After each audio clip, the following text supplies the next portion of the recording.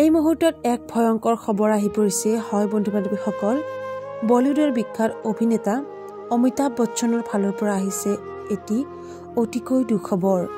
প্ৰথমতে সকলোকে অনুৰোধ কৰিছো যাতে বলিউডৰ অভিনেতা অমিতাভ বচ্চনৰ কাৰণে প্ৰাৰ্থনা কৰে। আপোনালোকক জনাও যে হায়দৰাবাদত প্ৰজেক্ট 2ৰ শ্বুটিঙৰ সময়ত এক ভয়ংকৰ দুৰ্ঘটনা হয় বিখ্যাত অভিনেতা অমিতাভ বচ্চনৰ। গুৰুতৰভাৱে আহত হয় মেগাষ্টাৰ অমিতাভ বচ্চন।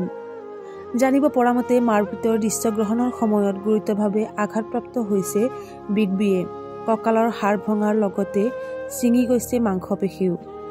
শ্বুটিং বাতিল কৰি লগে লগে বিগ বিক হস্পিটেলত ভৰ্তি কৰোৱা হয়। মৰমৰ অভিনেতাজন অতি সোনকালে সুস্থ হৈ উঠে যেন তাকে কামনা কৰিছোঁ। লগতে আপোনালোকেও যেন তেখেতৰ কাৰণে প্ৰাৰ্থনা কৰে সেয়া কামনা কৰিছোঁ।